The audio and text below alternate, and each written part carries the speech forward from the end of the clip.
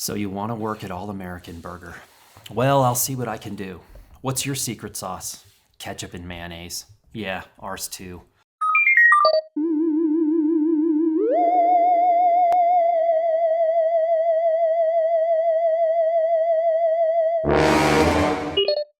Okay, back with a film tentatively titled Plus Plus Plus, which is a reference to and a dedication to a television show that came out on Amazon Prime a couple of years ago called 000, otherwise known as 000. This, to me, was the masterclass in television over the last couple of years. It's about the drug trade. It's about shipping. It takes place in the US, Italy, Mexico, Africa, I believe. I thought the acting, I thought the sound, I thought the story, I thought the writing, everything about it was amazing. And the first season ends on a note where you're like, there has to be a second season. Well, apparently there was never any intention of doing a second season.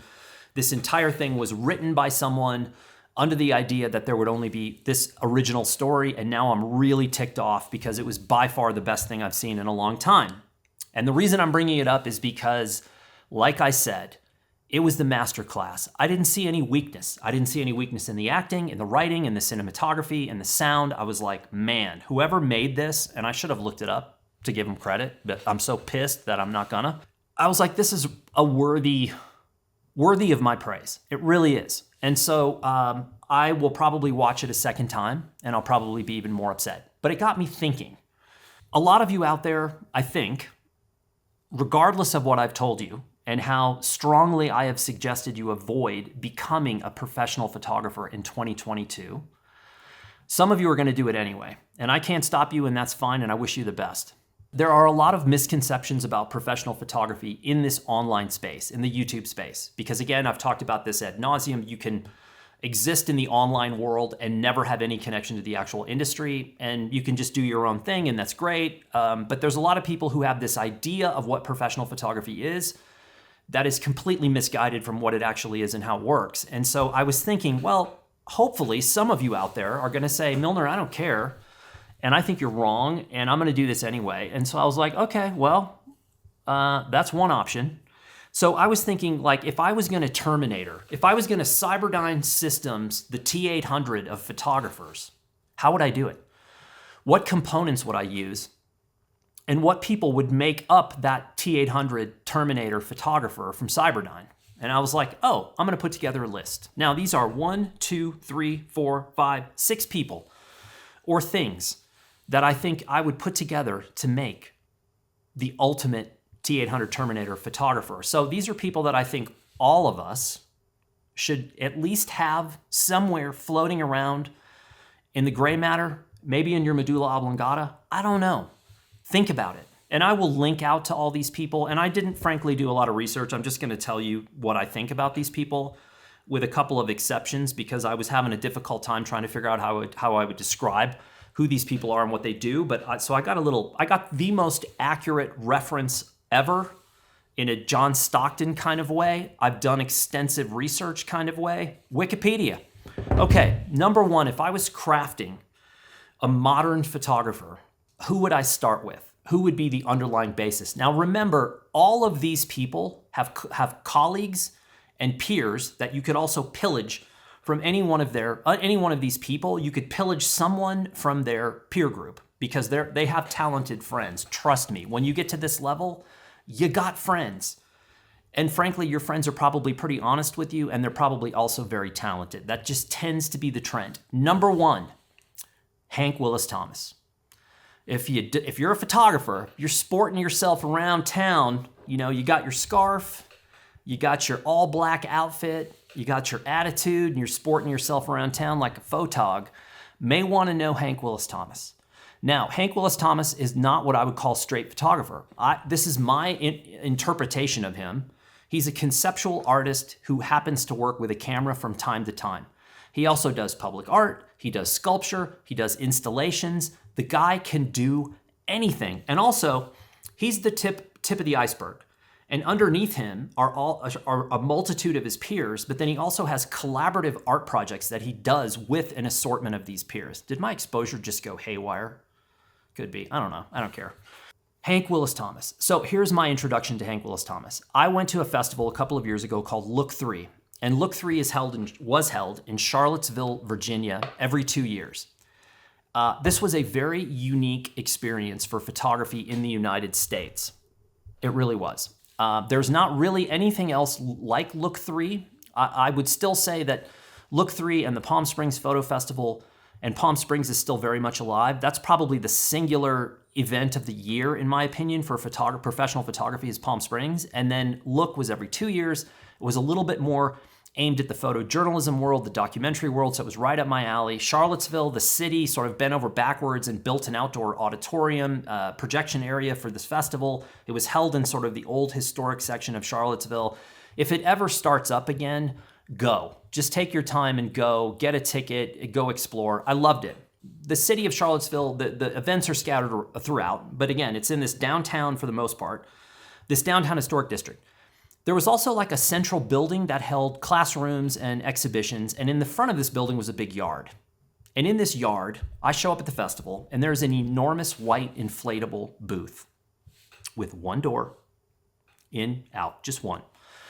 And you walked in this door, and there was a button on the wall and a little screen, and it said something like, "Tell the truth."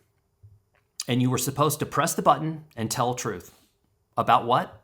About anything you wanted. So over the course of the festival, tons and tons of people go in here and they tell the truth. This thing is called the Truth Booth. At the end of the festival, they show the recordings of the people in the booth telling the truth. And the truth could have been about infidelity. It could have been about a family problem. It could have been about anything. People got in there and everything stripped away and they said the truth. That was my introduction to Hank Willis Thomas because he was behind, one of the people probably, behind the Truth Booth. And I was like, wow, who is this guy? And then you start deep diving into him. This is a guy who works on concept and story, and then the tools follow secondarily. To me, guys like him, people like him, are the future of photography. The days of someone just hammering away with straight photography, I think, are numbered. I think those days are numbered. Everything I see in the industry tells me that we are going away from that, and it's going to be more and more and more difficult to make a living doing that. Whereas I think the conceptual side, blending multiple disciplines across the table, it's intelligent, it's smart. It proves that you're more than somebody who can just press the button. I've never met him, I've never spoken to him. Odds are I never will. But I'm a huge fan of his work, and I think if you're looking for a baseline person to start with, and I don't mean baseline in the fact that the guy's basic, I'm talking about the guy's a superstar. In fact, I'll tell you another funny story. I have talked to my wife about Hank Willis Thomas 50 times. 50 times. 3 days ago, she's sitting right where I'm sitting right now, and out of the blue, she goes, "Hey, have you ever heard of a guy named Hank Willis Thomas?" I kid you not. That's what happens when you get married. That's the level of communication at marriage. 50 times I bring up his name, boom, bounces off because she's going, yeah. She's placating me. Yeah. She's like, shut up, dude, shut up. Whatever you're saying is irrelevant to me. Suddenly she finds Hank Willis Thomas a couple of days ago. I think he has a big installation coming up somewhere. And I was like, are you kidding me? I've been talking about him for years. So start with him. Hank is number one. Number two, and this is coming out of right field, people, but this is what's important here. I don't care about your camera system, and I don't care if your pictures are technically perfect. I'm choking on that. I was born in a little town, a small town in northeastern Indiana. Not exactly the most progressive place in the world. This was not the Paris of the Midwest by any stretch of the imagination. I rode the bus to school with children who had extra digits, okay? Not in a good way, extra thumbs. Yeah, they had an extra little thumb that came out of here that they would put Oreos in between, and I thought they were the elite of society. I didn't know how that happened, right? I'm in elementary school. We live in this little town. We have, I want to say, a black and white television with 3 channels. This was the era of hee-haw. And if you don't know what hee-haw is, look it up on YouTube because this was a television show that, wow, painted America in a way that I'm not really sure we want to be painted in. But apparently this made network television at the time, the show called Hee Haw, and when you see it, you're going to flip out. As a family, we would sit, brother, sister, mother, father, we would sit and watch this television, all right? And programming, as I mentioned, pretty limited. There was one show that even as an elementary school kid, I'm talking first grade, second grade, I could see the effect the show had on both my parents. My parents were lifelong Republicans, very conservative, but normal Republicans, not like the modern Trumpist, absolutely crazy people who no math, no science, no truth, no fact, flip-flopping every day, the Ted Cruzes, the Jim Jordans of the world. Not that. Just normal conservative Republicans before we all went off the deep end. That's a whole nother story. This show comes on, and I see my entire family transform. Now, my brother is the outlier here because I don't think my brother cared about this one iota any way, shape, or form. My sister did because of the fashion, and my parents came at this from a very unique direction. And the show was called Sonny and Cher. And the second person on my list today is Cher. If you're going to become the T800 Cyberdyne System ultimate photographer of the future, you got to keep Cher in mind. Now, I thought about Lady Gaga here as a substitute, but the truth is, and when Lady Gaga came around, I wasn't paying attention. I don't really follow that stuff. I don't follow music that much or Hollywood or any of that. And I saw the costumes and all this stuff. I didn't really care, whatever. But the more I learned about her over the last decade, I was like, okay, I get it. But then I thought to myself, wait a minute, before we had Lady Gaga, we had Cher. My wife's a huge Cher fan, by the way. Yesterday, in fact, in the car, she turns on the stereo and this music comes on and it's from like 1985, never a good sign. And it's a Cher CD in the car that she subjected me to from downtown Santa Fe out to the compound. And it was traumatic, I'll have to admit. But here's the thing about Cher, and I made some notes here. My father owned a swamp. Let me just say that again. My father owned a swamp. So it's not like I'm coming from a high pedigree here. I'm not some sophisticate, some savant, and neither was my father. He was a blunt instrument. But my father looked at Cher, and there was an absolute instant respect level. Small town Indiana, seeing Cher, my parents transform. My father looked at Cher and took that FU mentality that Cher had. Like, I don't care. You're not going to pigeonhole me. You're not going to put me in a box. I'm not going to conform to the standards that you think I'm supposed to conform to. My dad, Mr. Conservative, Mr. Republican, Mr. I own a swamp, looked at Cher and said, that's a good attitude. I like that. Don't tell me what to do. I'm going to do my own thing. I'm the creator. I'm the artist. I will dress, I will talk, and I will do what I want. Even as a little kid, I saw that. My mom looked at Cher and saw the fashion and the humor that Cher had. And, you know, my mom was a little, even though she was conservative, my mom was a little, she was an alpha female in an alpha male world. And the alpha males respected my mom at the highest level. Because if you needed someone to gut a deer, my mom was right there. I got pictures of my mom gutting a deer. And so the guys were like, all right. Her nickname was Annie Oakley. So Cher is number 2 on my list. I think that mentality, that attitude is a really healthy thing to have in your bag of tricks. Number 3, if I'm going to build the Terminator, photographer of the future, is going to be someone who just hammers photography. I'm talking day in, day out, early morning, late night, every conceivable assignment you can possibly dream of. These are not conceptual artists.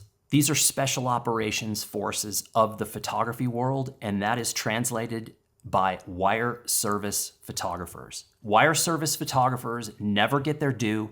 They never get their credit. You're talking about Reuters, AP, Agence France Presse, EPA. If you don't know what those are, look it up. Can't spell crap without AP. Ha, just kidding. I love AP, but that's a little slogan thing, not a slogan, a little saying, a little joke that percolates in the photojournalism spaces. AP historically, absolutely legendary in the history of photography. It bugs me that wire service photographers do not get the credit they deserve. Oftentimes when a picture would run in the past, I know this has changed in recent times, but it would just say photo credit AP, photo credit Reuters, photo credit EPA, AFP. And the photographer never actually got credit.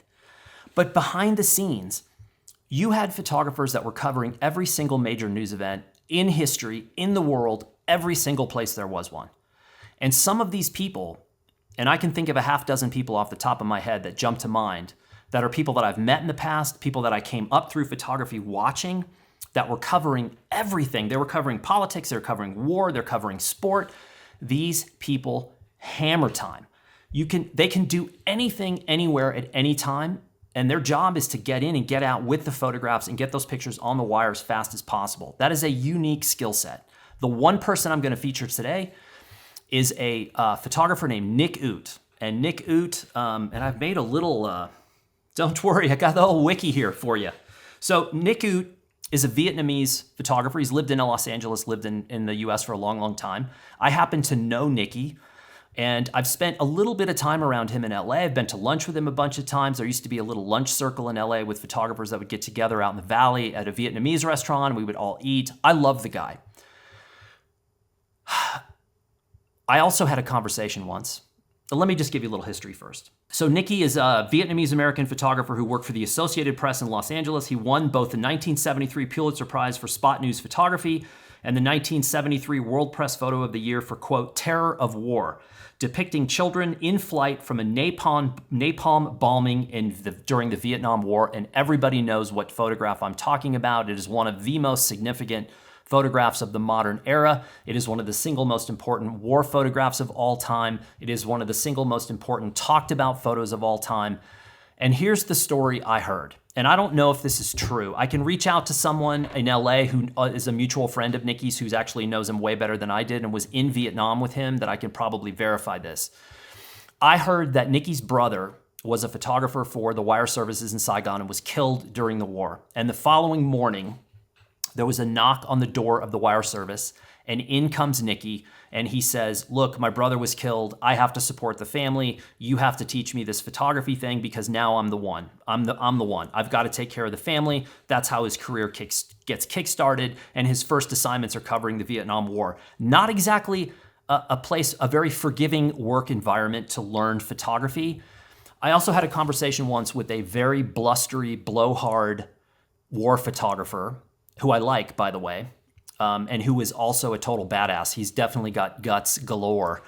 He told me a story of being in combat with Nicky. I want to say it was the Balkans or Somalia. I think it was the Balkans, because they were taking mortar rounds. It was during the day.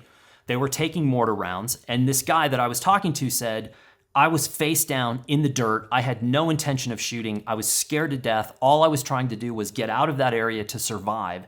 And he said, I'm face down. And I turn my head and look up, and Nick is standing up, taking a meter reading, just checking the light. And the guy said to me, he's got nerves of steel. He is the bravest guy I've ever seen. So yes, Nicky did all this stuff. He's in the Leica Hall of Fame. What else? National Medal of the Arts, the highest award given to artists and art patrons by the federal government. But here's the point about Nicky. He shoots everything nonstop, all the time, and he's stoked about every single assignment he does. Do you have any idea how rare that is? Photographers are world-class complainers. We are. We complain about everything. If you gave us a gold bar, we would complain it wasn't silver. It's that bad. I've never heard him complain. Now, again, I don't live with him. I've never been around him for long, extensive periods of time, but I've been around a lot of photographers, and I have to say, there's a few people, Douglas Kirkland is another one, absolutely stoked at whatever assignment they're doing, and they're shooting all the time. Nicky shot, I want to say, for AP for 40 years. Think about that. Day in, day out. No choice of like what assignments you're going to do. It pops up on the radar in LA. It could be an earthquake. It could be a brush fire. It could be a celebrity portrait. You're in, you're out. Your pictures are on the wire. And you may or may not get credit. I love that. It's something to keep in mind. Okay, number 4, and this is way out of a frozen right field. And I'm going back to the well here, people. I'm going because you're going to want to know about this guy. Now, you might find this a bit bizarre, because the 4th person on my Terminator list is someone named Larry Enticer. And Larry Enticer is a majestic Canadian male with a flowing, beautiful flowing mullet. I mean, I could never grow a mullet like this. I wouldn't even contemplate it. It's why I shaved the back of my head as a default mechanism, because I would never be able to grow this. He has a cascading, beautiful mullet, mirrored sunglasses, and he wears denim from head to toe. He shotguns Bush Light, and he jumps his snowmobile.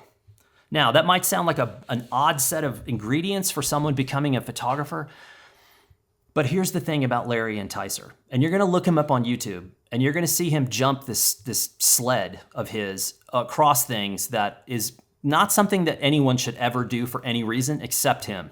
He's indestructible. But Larry's famous for saying something. And I don't know if he coined this phrase, but when I hear this phrase, and I've heard it tens of thousands of times since I first heard about him, I always credit him in my mind for whatever reason. And the phrase is, I'm just going to send it. And then he'll say that, shotgun a bush light, put on his 1970s helmet with no faceplate, and jump his snowmobile over, I don't know, a bus, and land it, or crash maybe, and get up and shotgun another bush, and he keeps going.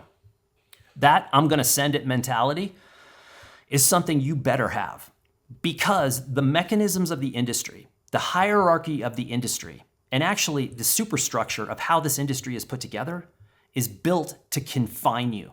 It's built to make you conform to a system that's already in place. Cher's going to have a problem in this system. Larry Enticer's going to have a problem in this system. And frankly, you should have a problem in the system. Because if you're going to allow everybody else to make you conform to an existing idea of what photography is, it ain't going to last. You might have a hot year or two. You could even be trendy and cross-process something, and everyone's like, you're the belle of the ball. And 2 years later, you can't get a date because everybody's over it. And so that mentality of Larry Enticer, I'm going to send it and then jump this astronomical distance on an ancient snowmobile, I like that. I like having that in my backpack with me. So look up Larry Enticer, and let me just say this. He's a popular Canadian social media personality and is known for his appearance on Tosh.0. Larry Enticer, he drives the Pegasus, is Larry's 340 Yamaha Enticer from 1979 that he's had for 5 years. He grew up on an acreage outside of Toronto where he still lives. And by the way, I've mentioned this many times before, I love Canadians in general. And Larry's near the top of my list. And again, never talked to him, never met him, probably never will. But I love his joie de vivre, if you will. Okay, now we're going to get serious here for a second. Not that they weren't serious, but the next person I think will make more sense to you. This is person number 5.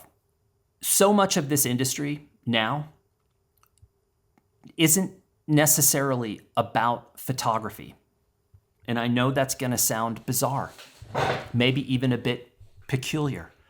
Milner, what are you talking about? It's professional photography industry. It has to be about photography. Yeah, it is. Sometimes directly, sometimes indirectly. But the reality is we live in a world of data. We live in a world of metrics, right? Which is kind of cool. I love data. I love metrics. I actually suck at it, but I like math. I love physics. I love science in general. Not very good at it. You could probably fool me into thinking just about anything. But data is a very interesting animal, and it impacts photography in a tremendous way. And when you look at the future and you look at things like AI, you look at NFTs, I think you're going to see a serious shift, which I don't know if it's going to last, but it is going to be a tremor of epic proportion that crosses this industry. And if the industry survives, I think it's going to be dominated by people who understand metrics and data. And with that in mind, person number 5, whoops, I just totally screwed myself. Hang on a second there. Hold the phone, Chuck. Call Starkist. Number 5 is Marie Curie.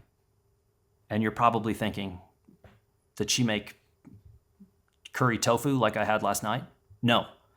Marie Curie, French, Polish. She was born under a name that I can never pronounce, and I'm not even going to try it. I've never even seen a language written this way. But she was a Polish and naturalized French physicist and chemist who conducted pioneering research on radioactivity. She was the first woman to win a Nobel Prize, the first person and the only woman to win the Nobel Prize twice, and the only person to win the Nobel Prize in 2 scientific fields. Her husband, Pierre, was a co-winner of the first Nobel Prize, making them the first ever married couple to win the Nobel Prize, launching the Curie family legacy, which she was in 1906, the first woman to become a professor at the University of Paris. Now, a couple of her little discoveries here, pioneering research on radioactivity. Think about the impact that this person had on you and I. Think about the impact she had on the Earth. If her primary research area is radioactivity, she discovered polonium and radium. Couple of important little elements there. That's the kind of person I'm talking about. Intelligent, scientific, math, science, truth, fact, data. Pioneering.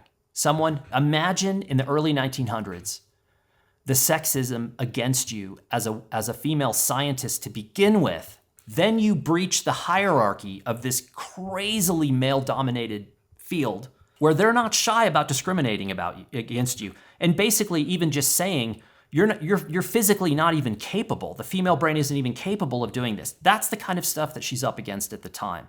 To come out of that, not only with being accepted into that hierarchy, but to win the Nobel Prize twice with that kind of science and data, astounding. Where this translates to you as a photographer is your research. And again, a lot of folks out there are terrified of this because it shows them how little they know, and it shows them how many projects have already been done. It's a lot easier to go online and YouTube and ignore the past and ignore your industry and history and context and science and data and claim that what you're doing is original and then dupe your unsuspecting audience who's also probably relatively clueless into thinking that what you are doing is original. And then when someone from the industry who knows what's going on, who knows the history and context, sees what you're doing, it just falls flat because they go, yes, that's derivative. Stephen Shore and William Eggleston right now are taking rounds all day long from these YouTubers who are out copying those guys, never giving them credit for copying them, because their audience probably doesn't know who William Eggleston and Stephen Shore are. And those are just two of the people who are being ripped off every single day by like YouTube photographers. Marie Curie's not ripping people off. She's out doing the math, doing the numbers, doing the hard labor, doing the work. So this scientific brain comes in, allowing you to understand the world in a broader way than whatever stupid camera you're holding in your hand. All of that dialogue and conversation about cameras and lenses and sensors and what 50 millimeter lens is better than the next one. It's all nonsense. Nobody who's serious about their field is ever going to get diluted by that minutia of meaningless events. So you know what? Just take a month off. Take a month break. Read a book. Read your science book from high school. Yeesh. Remember that thing? Ugh, had to lug that thing around until I probably sold it. Did something terrible with it, burned it maybe, I don't know. Okay, we got one more name. I told you this was gonna be a short film. I'm only at 27 minutes. Everyone chill out. Okay, this is a bit of a cheat on my part. Now, my wife had met this person before, and so it wasn't like his name came out of right field, but I just saw a documentary the other night called Choice of Weapon about Gordon Parks. And if you don't know the photographer Gordon Parks, man, it's your lucky day. And that documentary's out there. I want to say it's on HBO maybe. I don't know. I don't have any of these things. I went to a friend's house who was nice enough to say, you guys want to come over and watch a movie? And then we saw the thumbnail for Choice of Weapon. I'd never heard of it. Obviously knew who Gordon Parks was, but watched this documentary. And this is like banging your head on the table. If you think you've done something, anything worthy, relevant, valid, astounding, you watch a film like this and we just look at each other and go, I haven't really done anything yet. So Gordon Parks, African-American photographer, first African-American on staff at Life magazine, but there's more. Writer, yes, not just guy like me who says, yeah, I write and write meaningless stuff in my journal. No, wrote several books. Composer, think about that. Filmmaker. Now, that's 4. Photography, filmmaking, composer, writer. I would describe Gordon Parks as a 5-tool player, which is a baseball analogy. All my favorite baseball players in history, at the top of the list is Ichiro. They were all 5-tool players. They could hit for average, they had a great arm, they could field, they could do all these things. That's what the reference 5-tool player means, is that you can do everything really well. You're not great at cross-processing a roll of EPP, and that's the only thing that you can do, and then they stop making EPP and your career goes and just blows away. I saw that happen in LA many times. No, these are 5-tool players. Gordon Parks was a 5-tool player, but Dan, you've only said 4. You're an idiot. We know you're bad at math, but this is ridiculous. Gordon Parks became a cultural icon, and that is number 5. So yes, the photography was really important, and man, was he a good photographer. Holy crap. When you see the images in this film, you're either gonna cry or you're gonna run out the front door of your house and say to yourself, I haven't started yet and I better get in gear because this guy's already been here and done this and he's taken names. Great photography. His filmmaking, very interesting. I'm not gonna give you all the details, but it was sort of the pioneering moment of a new genre of films being made in Hollywood, and he was right at the forefront. And then that sort of came and went, and they left him sort of high and dry, which is one of the tough parts of this documentary. They don't talk that much about his composing, but it was a big part of his life. And as he got older, he wanted to do much more of it. He did all these things. But Gordon Parks became a cultural icon. And I think most of you who are watching my channel have a bend towards documentary photography. That's sort of the kind of photography that you want to do the most. It's what I get the most questions about, long-term projects, sequence. Gordon is a perfect role model in that regard. But here's the thing. When you become a cultural icon, and again, think about the time frame. Think about the fact you're African American, you're cracking an organization like Life magazine. And I'm sure that there were plenty of people in that magazine that were not happy they were bringing an African-American photographer in, but he did, and he fought through all that stuff. Same for filmmaking, same for composing, same for writing. You become a cultural icon. You can suddenly navigate a world that not many people can navigate. And one of the most powerful things to me about this film were a couple of still photographs that were barely touched upon. That was Gordon in the midst of a bunch of people who looked and sounded a lot different than he did. Meaning, they put him in environments where there were probably a fair number of people who didn't want him there. And all of a sudden, you could see the people around him, how much they liked him and how much they admired him. And I think any good documentary photographer will tell you this, that you've got to understand the world and people in general to be able to do that job well. You've got to be able to get in, spend the time, earn trust, and have them relate to you in a way that allows you to work. And oftentimes you're photographing things and people who may not want to be photographed. They may not want you to show what they're doing, and you have to do it anyway. And that is a very delicate balance. Now, the other thing that really wasn't touched upon in the film that I think is key here, and this is where you're up against the wall, is Gordon had oftentimes had time. There was one reference in the film about having 3 months to do something. And in my head, having spent a teeny bit of time in the same reportage world, having images in Life magazine myself, I was like, 3 months? Are you gotta, even knowing that that was the case back in that time frame. Douglas Kirkland told me that he did a portrait once. It was a month-long assignment for a portrait. And they said, wherever this person goes in the world, you go with them. So he flew all over the world and spent a month with one person to make a portrait. Now, that's completely foreign to me. I've never had that opportunity. I never will. And when it said like Gordon had 3 months to do this story, in my head, the modern translation was, you'd be lucky to get 3 days. Maybe 3 days, and there would never be the kind of consideration and time put into the work that there was back then. The doc also does a great job of describing how Life magazine served, what purpose it served in the lives of everyday people. It was a huge deal when that showed up in the mailbox. You didn't have internet. You didn't have 24-hour news. You oftentimes didn't have international news. The only way that you were seeing what was happening in the Simpson Desert was on the pages of Life magazine. The only way that you knew what was happening in the mountains outside of Tehran was in Life magazine. It had impact and power. We have obliterated all of that in the deluge, the absolute diarrea de la boca that's on the internet of all day long mouthpieces talking and trivializing and dumping data at a level that we can never consume. Marie Curie, data.